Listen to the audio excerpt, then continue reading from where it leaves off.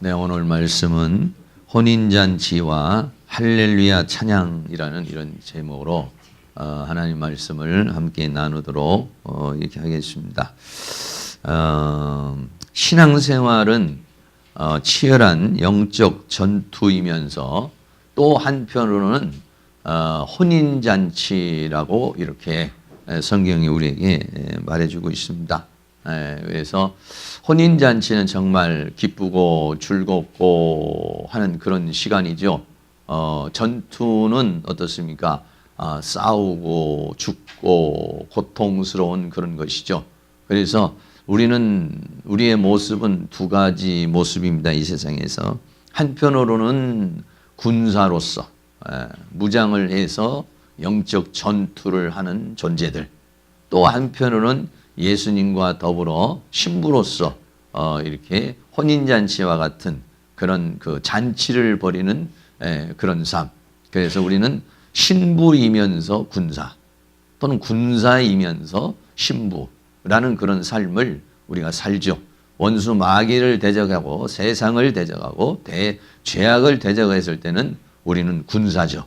그래서 하나님의 전신갑주를 입고 세상과 싸우는 그런 전사들입니다.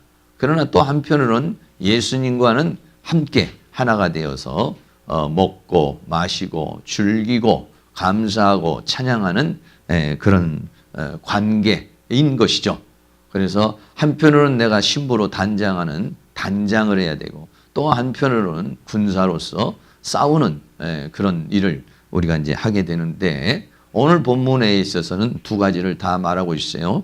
오늘 이 요한계시록 19장에서는 전반부에서는 신부로서의 혼인잔치를 말하고, 후반부에 있어서는 군사로서의 그러한 모습을 우리에게 보여주고 있습니다. 그래서 오늘 특별히 이 첫 번째 이 부분에 있어서는 그 혼인잔치, 그 예수님이 이 땅에 오셔서 예수님과 더불어 하나가 되어 잔치를 하는 것을 이 세상에 있는 혼인잔치로 이렇게 비유를 했죠. 그 혼인잔치가 일어나게 되니까 그 이제 할렐루야 찬양하는 그런 모습이 오늘 요한계시록에서 나타나고 있는 것입니다. 그래서 이제 오늘 이 계시록 전반부에서는 찬양이 있습니다. 찬양이 이제 한 세 파트의 찬양이 흘러나오는데, 첫째는 허다한 무리의 찬양이 있습니다. 허다한 무리의 찬양. 계시록 19장 1절 말씀에 이 일 후에 내가 들으니 하늘에 허다한 무리, 그러니까 많은 무리들이 있는 것이죠. 이 허다한 무리는 누구겠습니까? 구원받은 사람들입니다. 하나님의 은혜 가운데 구원을 받은 그런 사람. 계시록 차원으로서 보면은 흰옷 입은 무리, 더 나아가서는 14만 4천이나 흰옷 입은 무리, 하나님으로부터 구원을 받은 이런 사람들이 뭐냐면 허다한 무리들입니다. 허다한 무리가 큰 음성 같은 것이 있어 가로되, 그래서 큰 음성으로 하나님을 찬양하는 그런 무대. 할렐루야. 무엇을 찬양했느냐? 구원과 영광과 능력이 하나님께 있도다. 구원받은 모든 사람들이 나중에 주님을 만났을 때 하는 말이 뭐냐면, 이 구원이 하나님께 있구나. 이 영광이 하나님께 있는 것이구나. 이 능력, 이 힘이 하나님으로부터 주어진 것이구나 라고 하면서 하나님을 찬양하게 되는 모습이죠. 그래서 여기서 할렐루야라고 하는 그런 단어가 나오는데요. 이 할렐루야라고 하는 단어는요, 신약 성경에서 이 계시록에서만 나옵니다. 구약에서는 할렐루야라는 단어가 많이 나와요. 그러나 신약에서는요, 이 요한계시록 19장에서만 이 할렐루야라는 단어가 나오는데, 이 할렐루야라는 히브리 헬라어 말로 말하면 할렐루야 이렇게 말할 수 있습니다. 할렐루야라는 말은 여호와를 찬양하라 이런 단어예요.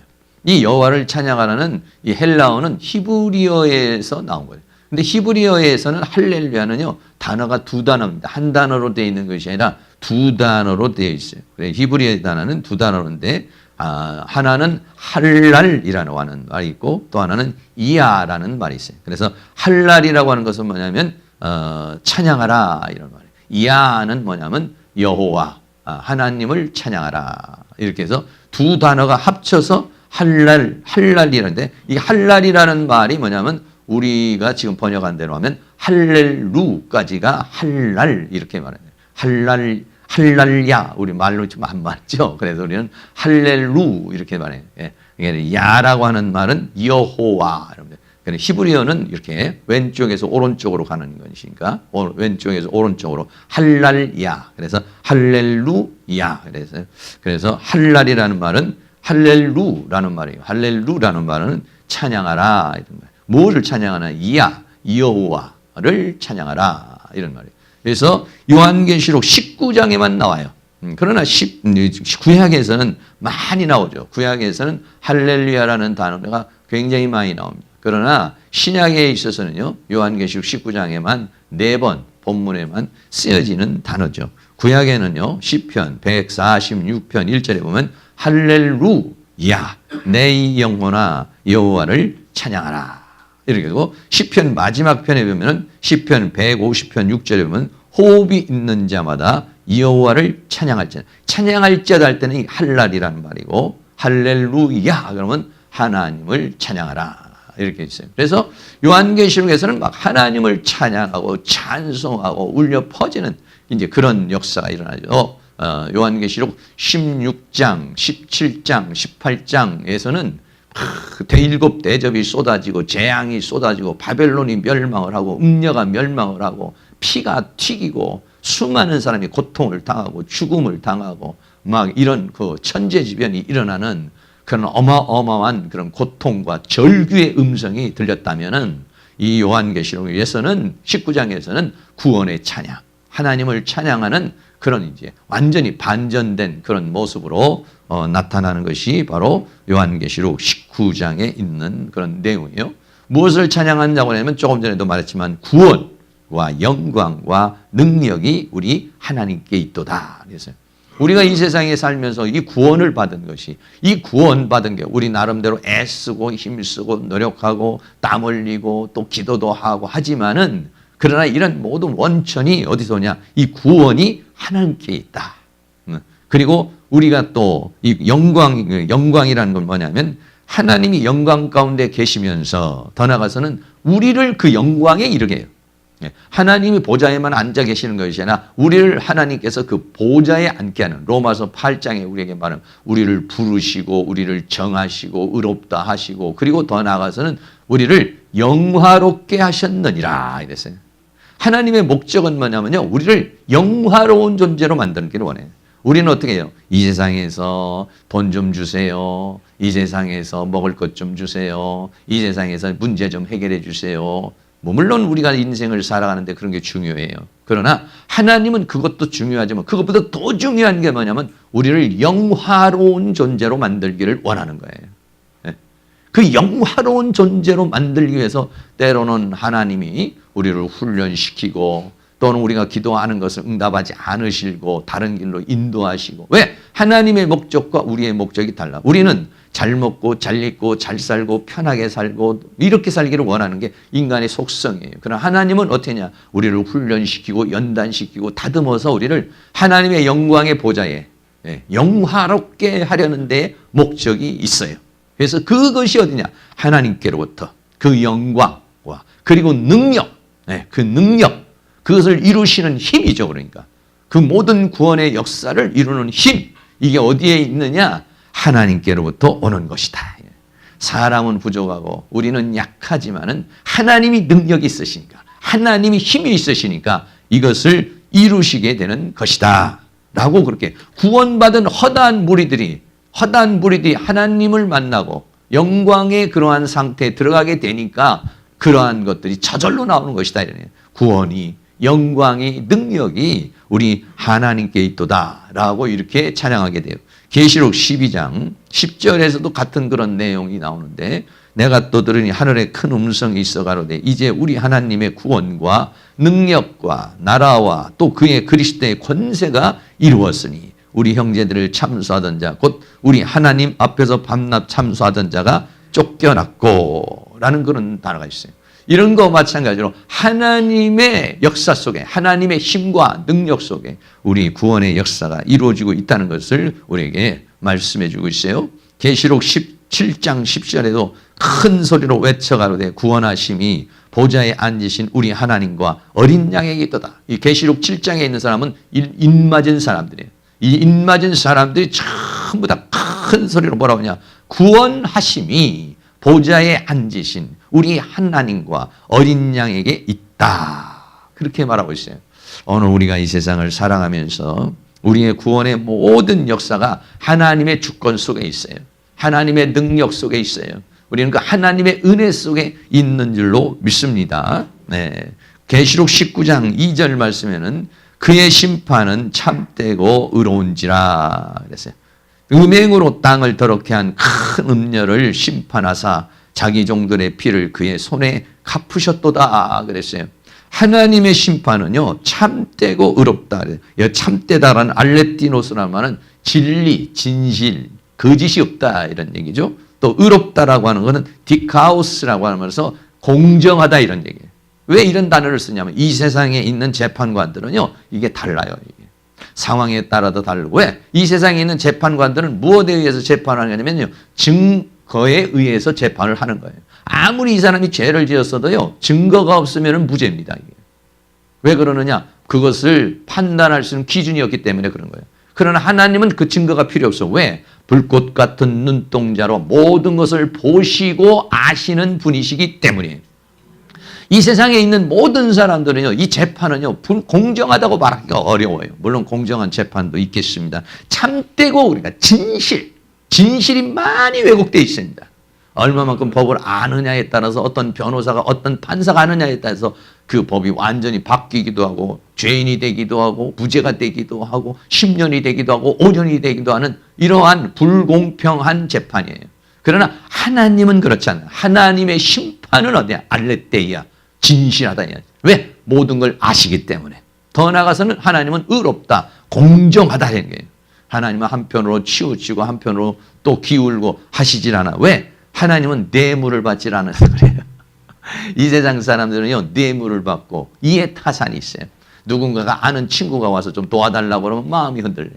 누군가 돈을 한 보따리 가지고 오면 또 마음이 흔들려요. 양심이 흔들리고 마음이 흔들려요. 그러나 하나님은요, 공의의 하나님이십니다. 할렐루야. 그래서 하나님의 심판은 참되고 의롭다. 그래서 음행으로 땅을 더럽게 한 큰 음녀를 심판하시고 그리고 자기의 종들의 피를 그의 손에 갚으셨다. 그렇게 말합니다. 이 음녀의 심판이 언제로서 지금 요한계시록 17장, 18장에 음녀의 심판, 바벨론의 심판이었어요. 맷돌을 바닷속에다 집어던지는 것처럼 싹 무너지는 그러한 음녀의 심판에 대해서 말해주고 있죠. 창세기 6장 11절에 보면은요, 노아의 홍수의 심판의 역사가 나오는데, 노아의 홍수의 심판이 일어날 때 어떻게 되냐면, 온 땅이 하나님 앞에 다 폐기하였다. 이렇게 해서 온 땅이 다 폐기하였다. 누구를 통해서? 그래서 원수 마귀를 통해서 그렇게 된 것이죠. 또, 그러면은 이 바벨론 시대는 어떻게 모든 땅들이 이렇게 더러워졌나요? 그는 바벨론에 의해서, 음녀에 의해서, 거짓 선지자들에 의해서, 적그리스도들에 의해서 온 세상이 더러워졌어요. 창세기 6장 11절 온 땅이 하나님 앞에 폐기하여 강포가 땅에 아주 충만한지라 하나님이 보신즉 땅이 폐기하였으니 이는 땅에서 모든 혈육 있는 자의 행위가 폐기함이었더라. 그래 하나님께서는 그 광경을 보시고 노아를 통해서 이제 구원을 하시고 온 세상을 홍수로 심판하실 것을 하나님이 결정하시는 그런 모습을 보죠. 또 예수님께서 이 땅에 오셨을 때도 마찬가지입니다. 예수님께서 이 땅에 오실 때 마태복음 16장 4절에 보면 악하고 음란한 세대라 그랬어요. 예수님이 온 그 세대가 뭐냐면 참 악으로 가고 음란하다는 것은요. 영적 음란, 육적 음란을 다 같이 말하고 있어요. 영적 음란은 뭐냐면 하나님을 떠났다는 거예요. 성전에 전부 원수, 마귀, 우상 숭배에 아주 가득 찼어요. 그리고 사람들은 전부 다 뱀이 됐고 독사의 자식이 되었어요. 그래서 악하고 음란한 세대라 이렇게 얘기했죠. 그래서 결국은 예수님이 오신 그 시대에도 수많은 사람들이 심판을 받는 그런 역사가 일어나게 된 것이죠. 네, 그래서 또 계시록 6장 9절에 보면은요. 다섯째 인을 떼실 때 내가 보니 하나님의 말씀과 저희의 가진 증거를 인하여 죽음을 당한 영혼들이 제단 아래에 있어서 큰 소리로 불러가로되 거룩하고 참되신 대주제여 땅에 거하는 자들을 심판하여 우리의 피를 신원하여 주지 아니하시기를 어느 때까지 하시려 하나이까 이랬어요. 제단에 있는 순교자들이 하나님 앞에 그렇게 얘기하니까 하나님께서 기다리라고 그렇게 말하죠. 네. 그럼 그 기다린 것이 어떠냐면 계시록 17장 18장에서 바벨론이 심판을 당하고 또 음녀가 심판을 당해서 그 하나님의 심판은 의롭고 하나님의 심판은 진실하다 라고 그렇게 말하고 그 종들의 피를 신원하여 주셨다고 그렇게 말씀하고 있는 것이죠. 네, 그렇습니다. 이러한 것들을 보는데 계시록 11장 7절에도 보면은요, 두 증인들이 나와요. 두 증인들이 나와서 막 복음을 증거하는데 결국은 사단에 의해서 이 사람들도 순교를 당합니다. 계시록 11장 7절에 보면 저희가 증거를 마칠 때 무조갱으로부터 올라오는 짐승이 저희로 더불어 전쟁을 일으켜 저희를 이기고 저희를 죽일 터이요. 이렇게 막 두 증인이 나와서 증거를 할 때에 사단의 권세에 의해서 결국은 순교를 당하죠. 순교를 당하고 고통을 당하고 교회가 그런 핍박을 당하고 이럴 때는 어떻습니까? 야, 하나님이 살아계시지 않는 것 같고 왜 하나님이 이런 것들을 심판하지 않는가 이렇게 생각하지만 그는 하나님의 때가 있어요. 하나님의 때가 이르면은 하나님이 그것을 심판하시게 되는데 그 하나님의 심판이 의롭고 하나님의 심판이 진실하다라고 지금 허다한 무리들이 와가지고 다 하나님을 그렇게 찬양하는 그런 모습인 것입니다. 두 번째는요, 24장 동안 내 생물이 경배하고 찬양. 이런 모습은요, 앞에서도 벌써 계시록 5장이라든지 7장이라든지 이런 데서 보면은요, 계속해서 이런 찬양이 나와요. 네.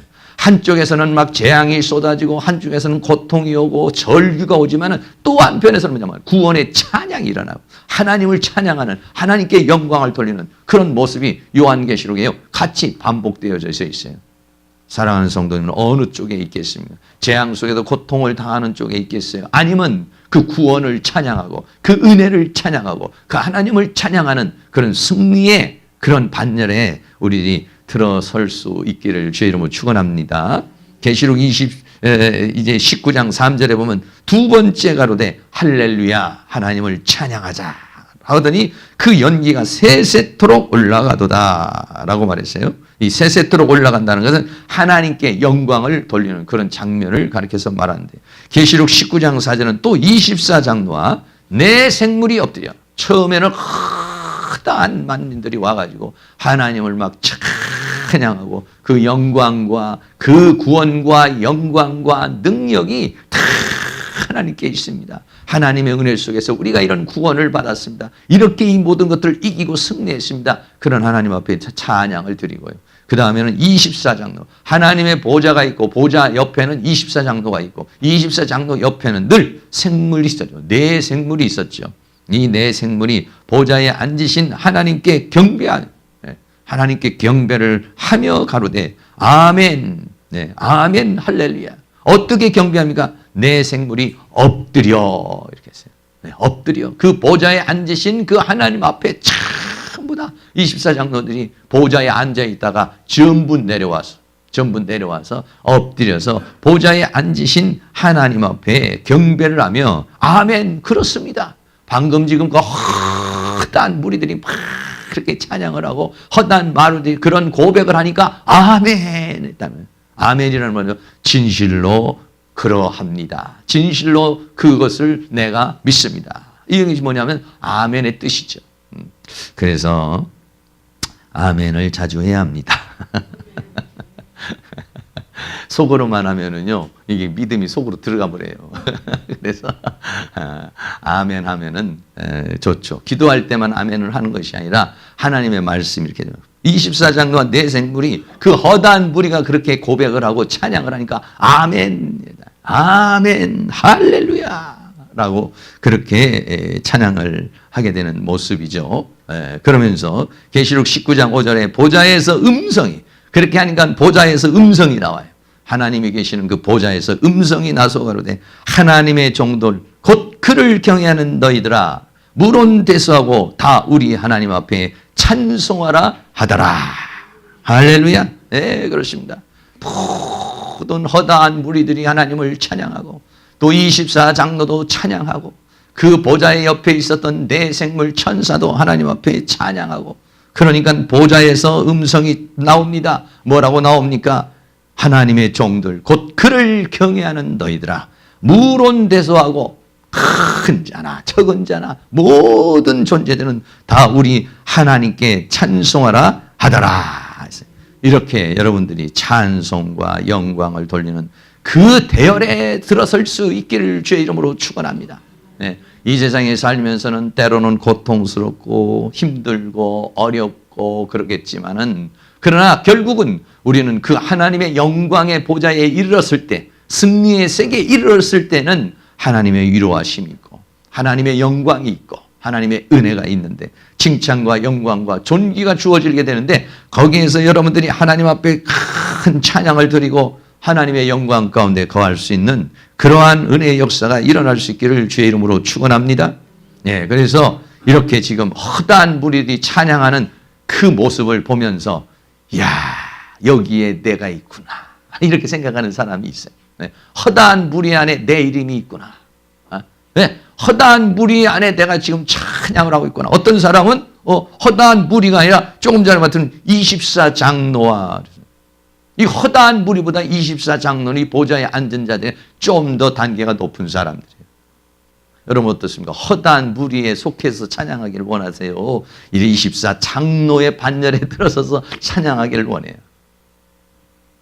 마음은 24장로에 들어가고 싶은데 어떤 분은 24장로가 내 생물이 엎드려 이 모습이 내 모습을 미리 보여주고 있구나. 내가 이 보좌에 앉았다가 그 하나님께서 나를 구원하신 그 은혜를 찬양하고 엎드려 하나님 앞에 찬양하는 그 모습이 성경이 여러분 성경이 누구를 위해서 기록된 거예요? 다른 사람을 위해서 기록된 게 아니에요. 이 성경은 나에 대한 이야기입니다. 그러니까 성경에서 자기 이름이 보여야 돼. 성경에서 자기의 발자취가 보여야 돼. 성경에서 자기의 삶이 보여야 돼요. 이게. 그러니까 성경이 그래야 성경이 공감이 이루어지죠.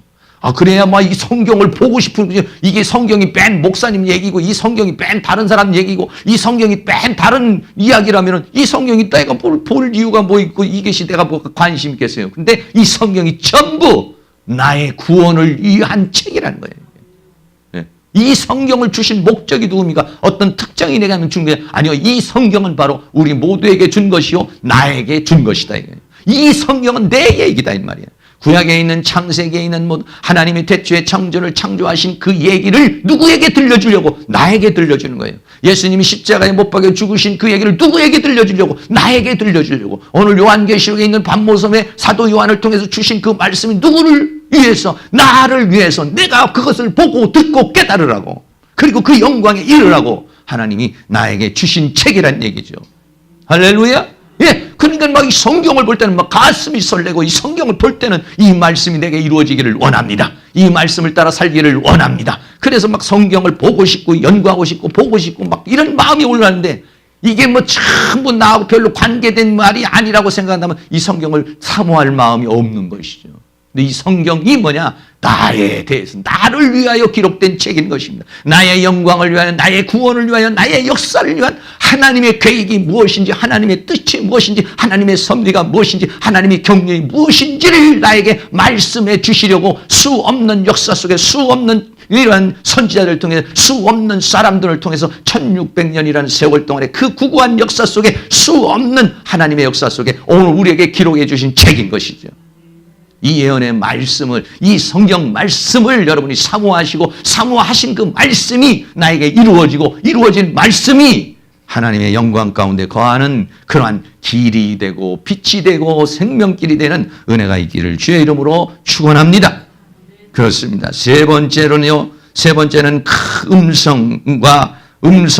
음성 같기도 하고 물소리 같기도 하고 큰 뇌성 같은 소리가 나면서 경배하고 찬양을 합니다. 계시록 19장 6절에 보면 또 내가 들으니 허다한 무리의 음성도 같고 세 번째는요 허다한 무리의 음성도 같아.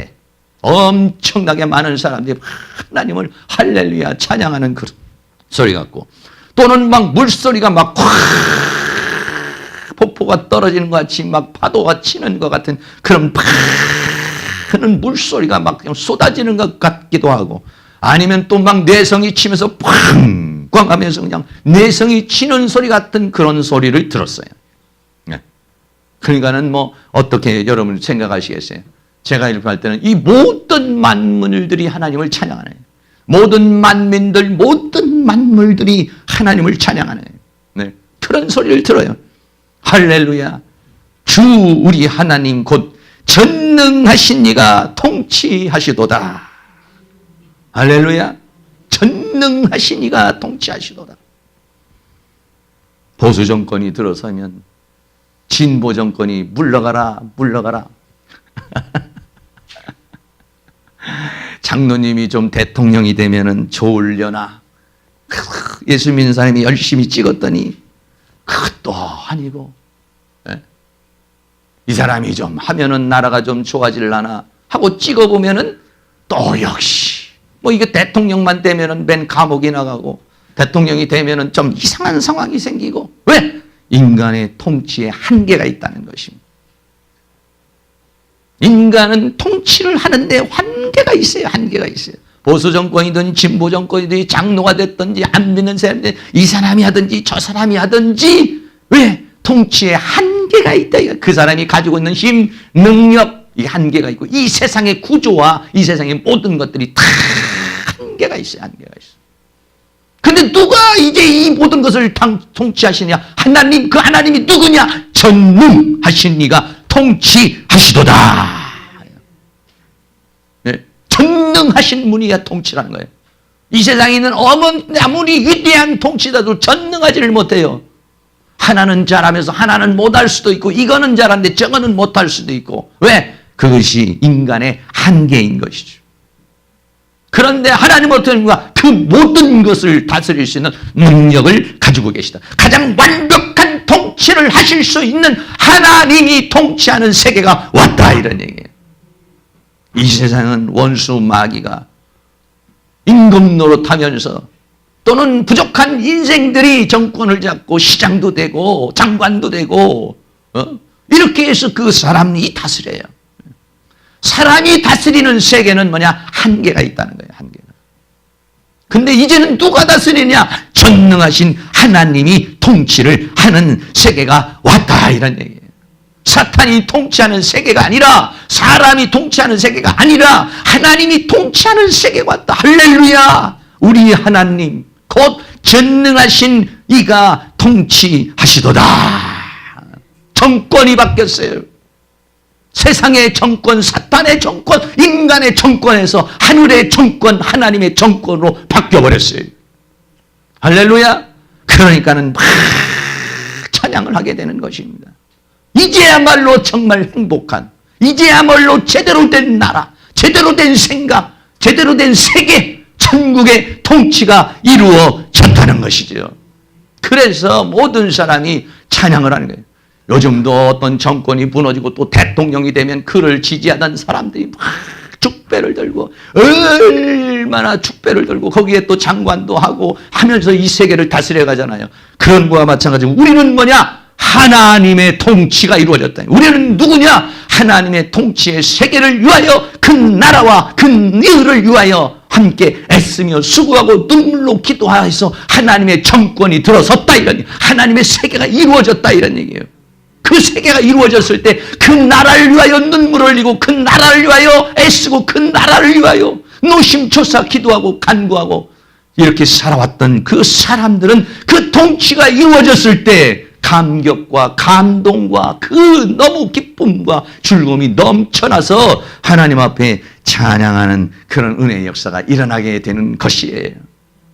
할렐루야. 그래서 신약 성경에 여기서만 할렐루야, 하나님을 찬양하는 역사가 일어나요. 하나님이 통치하는 세계가 왔다. 드디어 사탄은 불못으로 들어가 버리고, 드디어 이 악의 세력, 공중 권세 잡은 세계는 깨어지고 하나님이 다스리는 그러한 세계가 왔다. 그런 통치를 하는 역사가 일어나죠. 그런 통치의 세계가 일어나게 된 줄로 믿습니다. 모든 만민들아 주를 찬양하여라. 위대하신 우리 주님을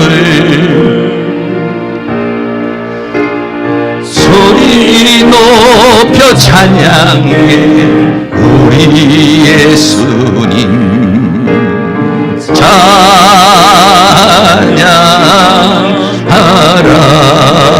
찬미주 할렐루야. 찬미주 할렐루야.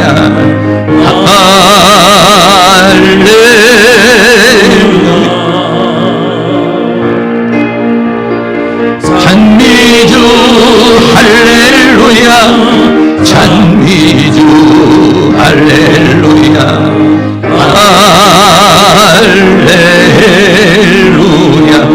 한 번 더. 모든 만민들아, 모든 만민들아, 주를 찬양하여라. 위대하신 우리 주님을 소리 높여 찬양해. 우리 예수님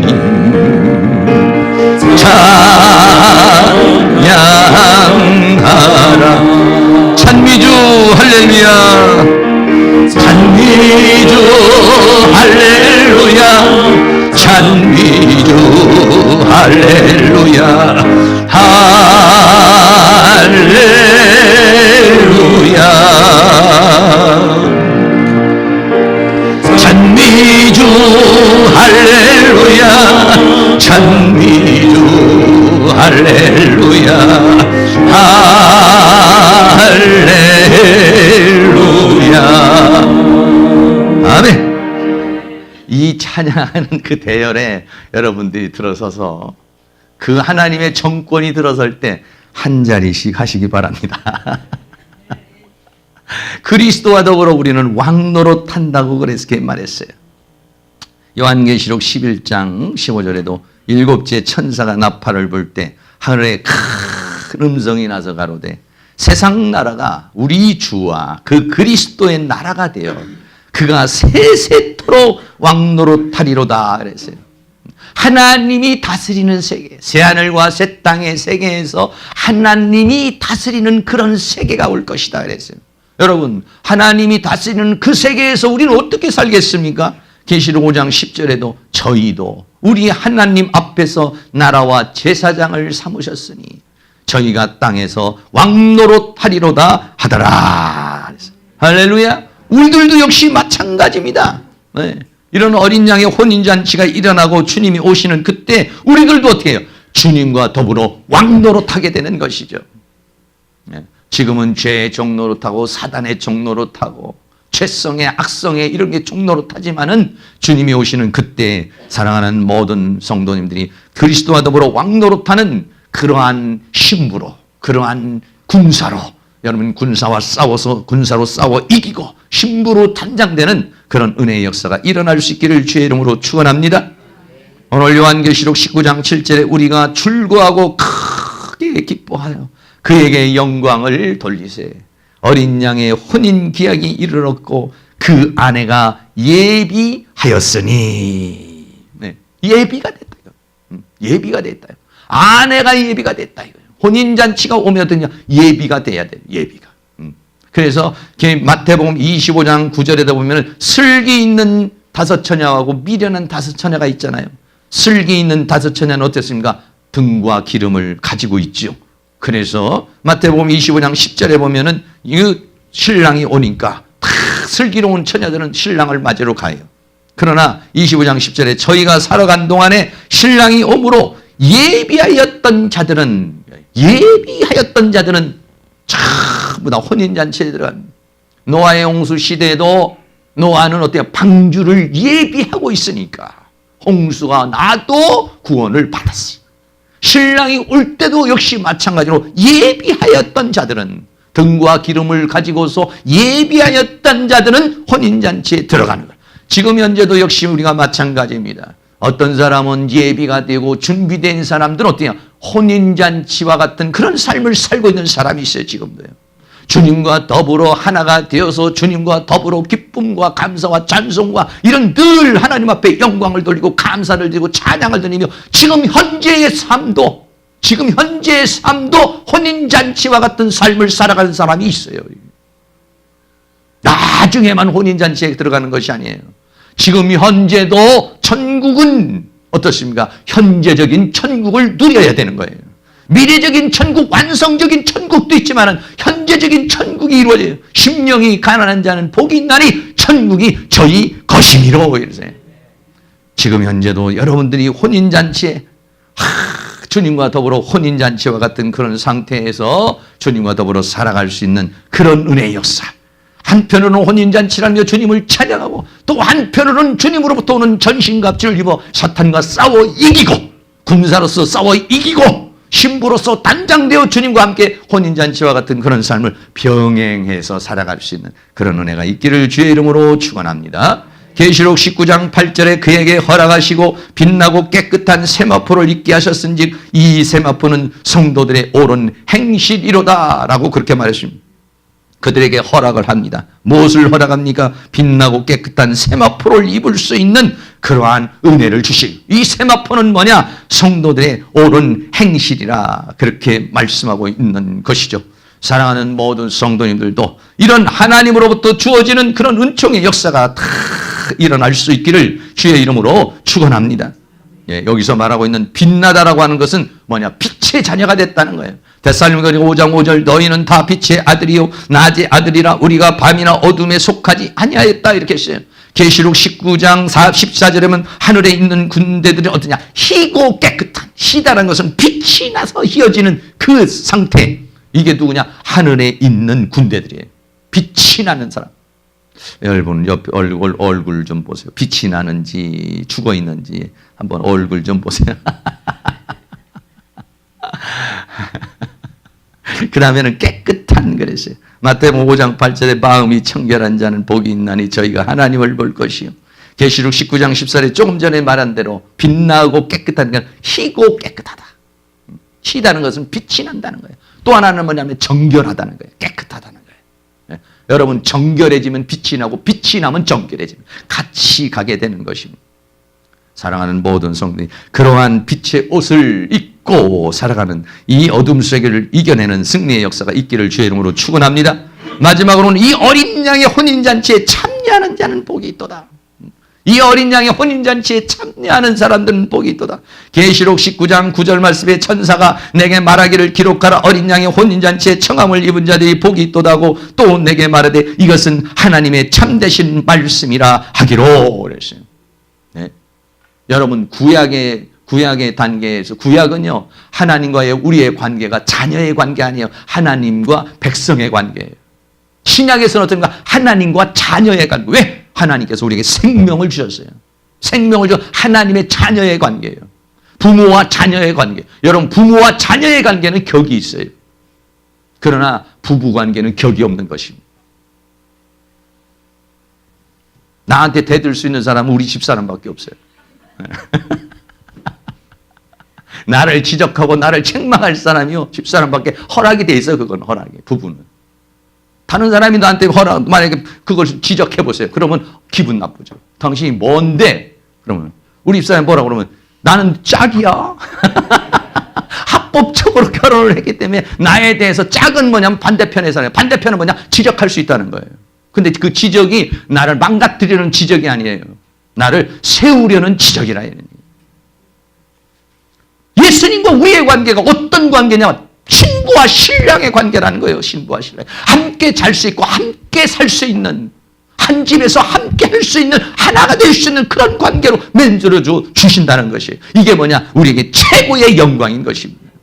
이 혼인잔치에 청함을 입은 자들은 복이 있도다. 이 혼인잔치에 들어서 그리스도와 더불어 영원토록 왕노릇하게 될 것이니까 우리를 최고의 단계, 그 예수님과 같은 그 영화로운 단계에 이르러서 그리스도와 더불어 영광의 나라에서 살게 하시려는 것이 하나님의 원하시는 목적인 것입니다.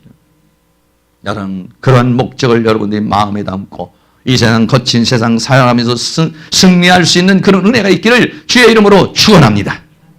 시간이 좀 갔습니다만 유대인의 결혼에 대해서 약간 여러분에게 말씀을 좀 드리려고 해요. 유대인의 결혼은요 3단계가 있어요. 처음에는 뭐 어떤 단계가 있냐면 정혼의 그런 단계가 있어요. 유대인은요 13세에서 18세가 되면요 결혼을 하게 되죠. 남녀가 만나는 시간이면 축제 기간이 있어요. 이스라엘은 1년에 7번의 축제의 시간이 있으며 절기의 시간이 있습니다. 절기의 시간에 하나님 앞에 찬양해서 나오다가 거기서 눈이 마주치게 되는 거예요. 눈이 마주쳐서 사랑하는 단계가 오면은요 남자가 신랑이 이제 신부의 집에 갑니다. 신부의 집에 가서 자기를 잘 변호해 줄 수 있는 친척 중에 한 사람을 데리고 가요. 그래서 3가지를 준비하고 갑니다. 첫째는 포도주를 하나 준비합니다. 두 번째는 신부를 데리고 오는 지창금, 금은을 가지고 갑니다. 세 번째는 뭐냐면은 이 정혼 서약서를 가지고 가요. 그래서 그 신부 집에 갑니다. 그래서 가가지고 신부 아버지에게 자기의 모든 가문의 자신의 모든 족보를 다 얘기하고 함께 따라갔던 사람들이 친척 중에 한 사람이 나를 잘 이렇게 대변해주고 그렇게 얘기를 해요. 그 신부의 아버지가 그 모든 것을 듣고 그것을 만약에 허락을 하게 되면은요 그러면은 서약을 합니다. 정혼 서약을 해요. 나는 하면서 서약서를 거기서 낭독을 해요. 서약서를 낭독을 하고 가지고 간 포도주를 가지고서 한 잔을 딱 따라가지고 반은 신부에게 이제 정혼한 여자에게 줘요. 그리고 반은 신랑이 먹어요.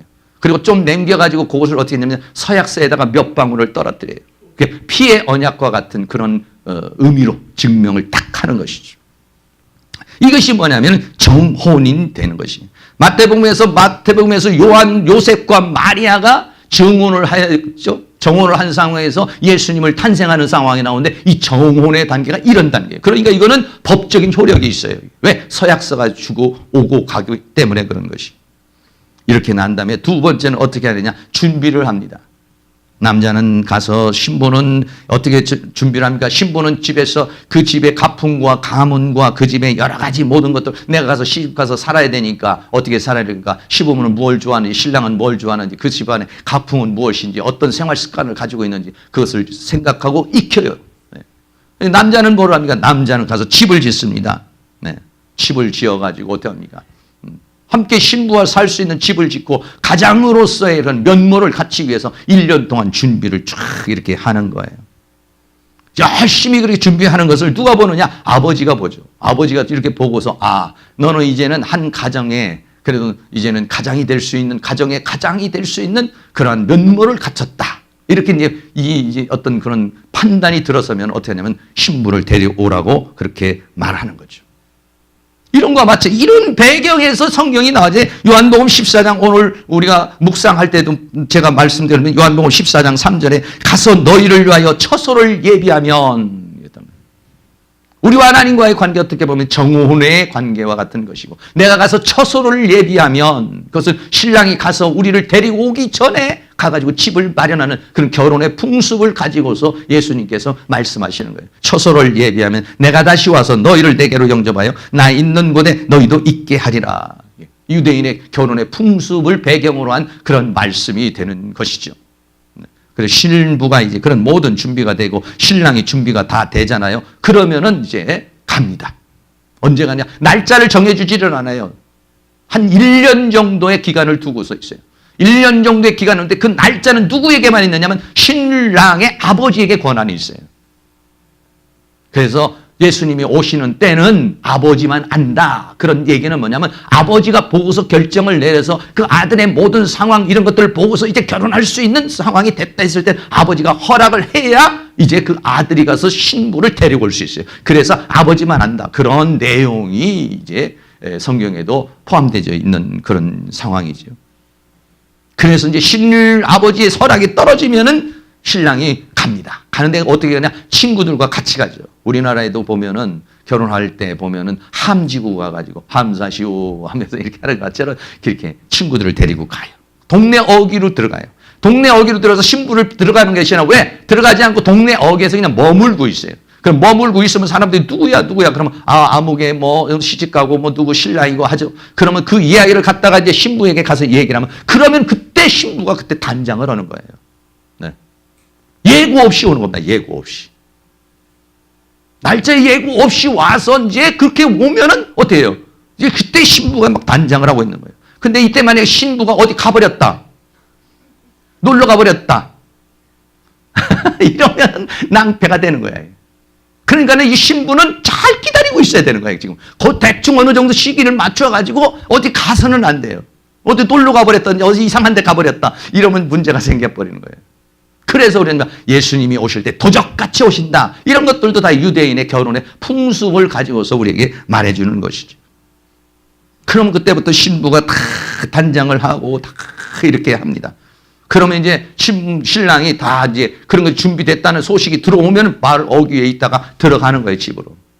그래가지고 신부를 데리고 이제는 가는 것입니다, 신부를 데리고. 신부를 데리고 집으로 가가지고 그때서야 이제 뭐를 하냐? 합방을 하게 되는 거예요, 합방. 합방을 하고 난 다음에, 뭐가 있어야 되냐? 신부의 정절이 그날 확인이 돼야 돼요. 만약에 이 신부가 정절이 확인이 안 된다 그러면 신부를 버릴 수도 있고 신부를 죽일 수도 있어요.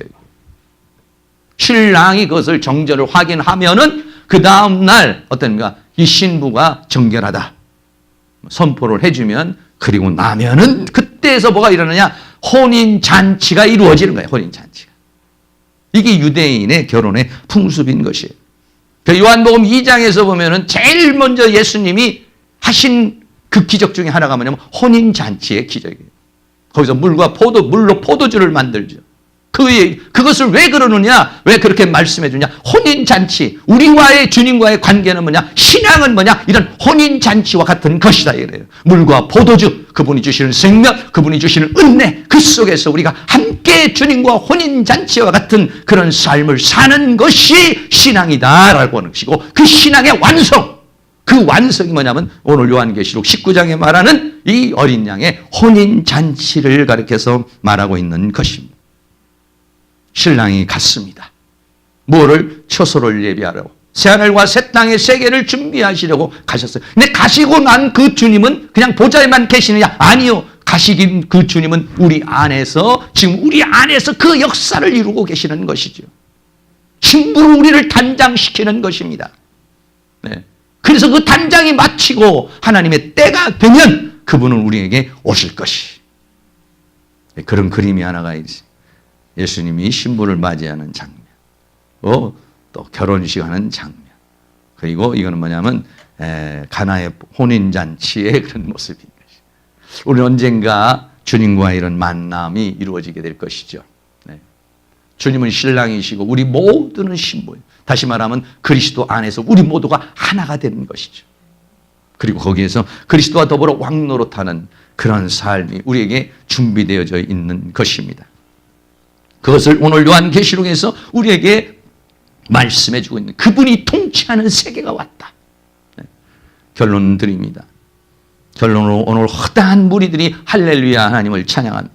24장 동안 내 생물도 경배하고 찬양합니다.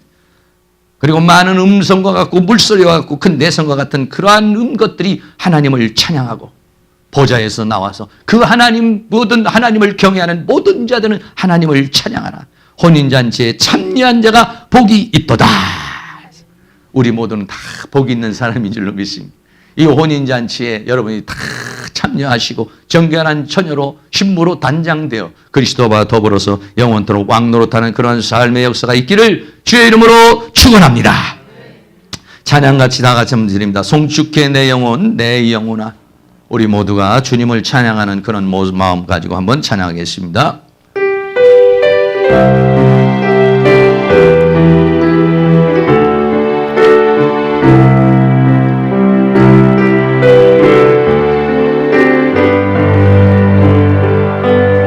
송축해 내 영혼 내 영혼아 거룩하신 이름 이전에 없었던 노래로 주님을 경배해 해가 뜨는 새 아침 밝았네 이제 다시 주님 찬양 주님 어떤 일이 내게 놓여도 저녁이 올 땐 나는 노래해 송축해 주게 내 영혼아 거룩하신 이름 이전에 왔었던 노래로 나 주님을 경배해 노하기를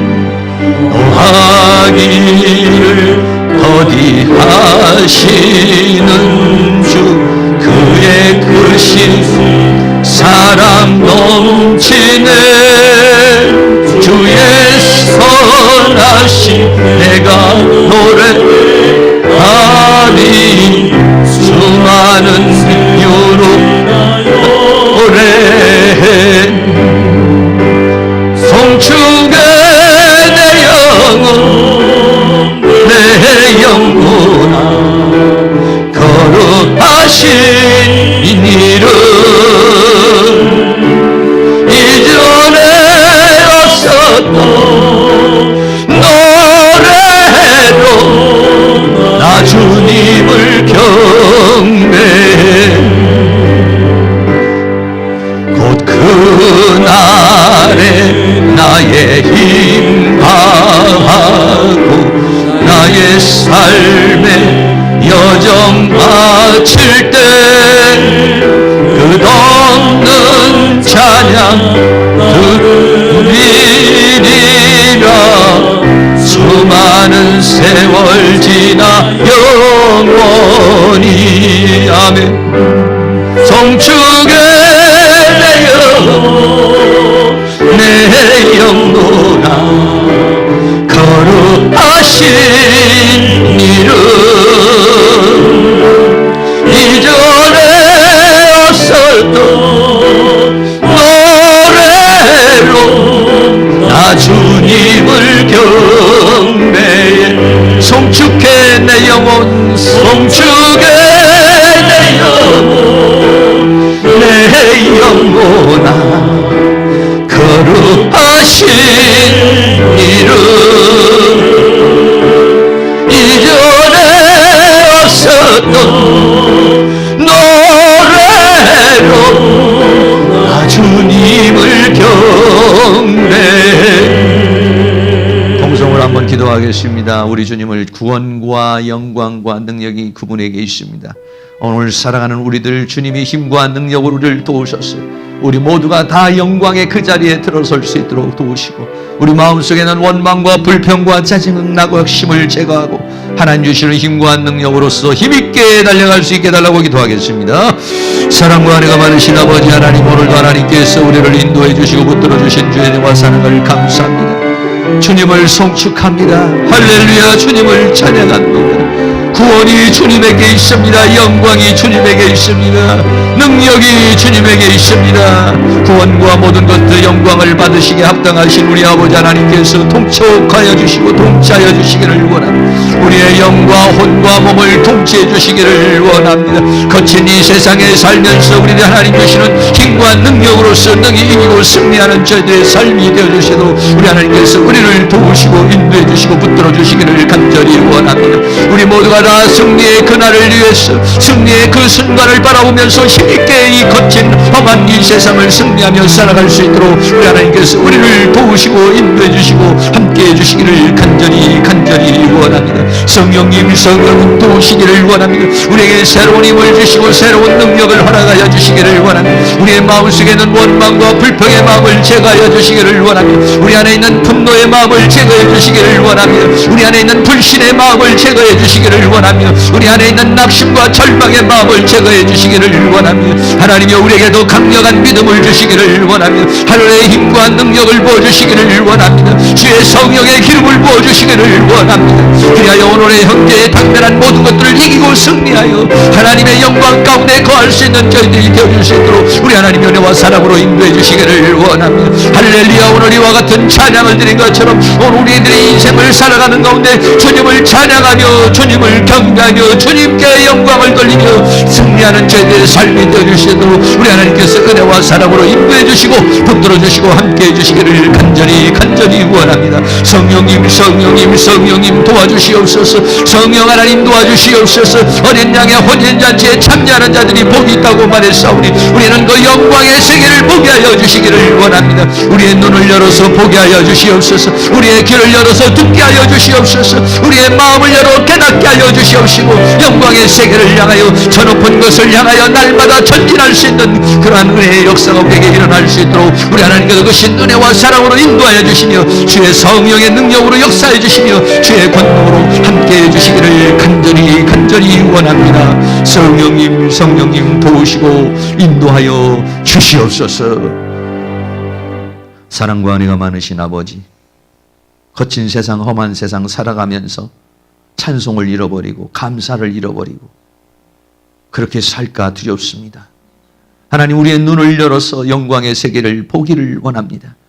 나를 그 영광의 보좌에 앉게 하고 나를 영화롭게 하시는 하나님의 손길, 하나님의 끝없는 사랑, 그것을 우리들이 다시 한번 마음에 새기고 이 험한 세상, 이 죄와 사망과 세상과 사단을 이기며 나아갈 수 있도록 도와주시기를 간절히 원합니다. 성령님 도와주시옵소서. 특별히 이 11월 달 추수감사절 주간을 맞이하여 우리의 입술이 감사가 나오고 우리의 입술이 찬양이 나오고 우리의 입술이 할렐루야가 나올 수 있도록 우리 하나님께서 우리를 도우시고 인도해 주시기를 원합니다. 원수막의 어둠이 악한 영에서는 우리의 마음에 원망을 주고 낙심을 주고 절망을 줍니다. 이런 모든 사단이 준 생각과 감정을 제거해 주시고 하나님 주시는 은혜로 찬송과 영광과 감사가 흘러 넘치도록 주님께서 우리를 도우시고 인도하여 주시옵소서. 예수 그리스도의 이름으로 기도하옵나이다. 아멘. 다 같이 일어나셔서 찬송가 162장 드리겠습니다.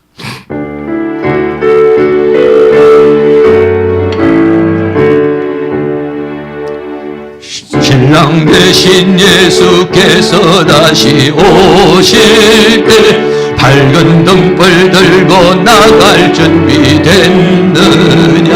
그날 밤에 주님 맞을 등불이 준비됐느냐.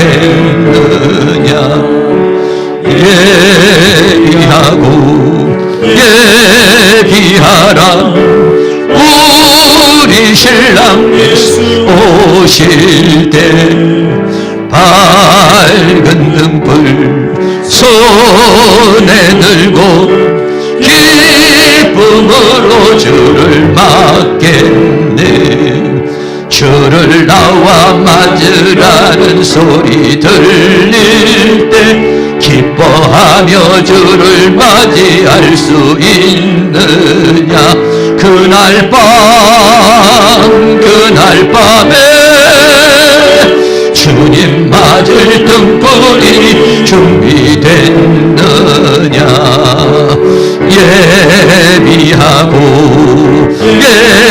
예비하라 우리 신랑 예수 오실 때 밝은 등불 손에 들고 기쁨으로 주를 맞겠네. 항상 깨어 기도하며 거룩한 길은 준비하지 않고 주를 맞지 못하리. 그날 밤에 주님 맞을 등불이 준비됐느냐.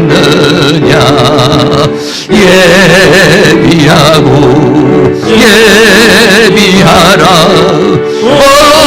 우리 신랑 예수 오실 때 밝은 등불 손에 들고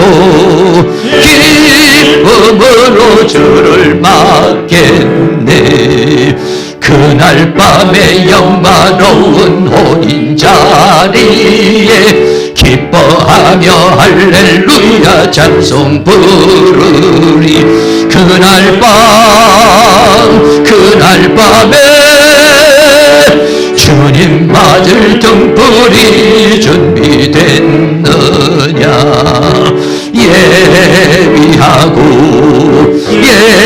예비하라.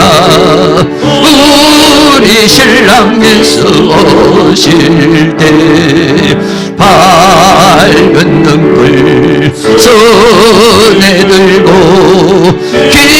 기쁨으로 주를 맞겠네.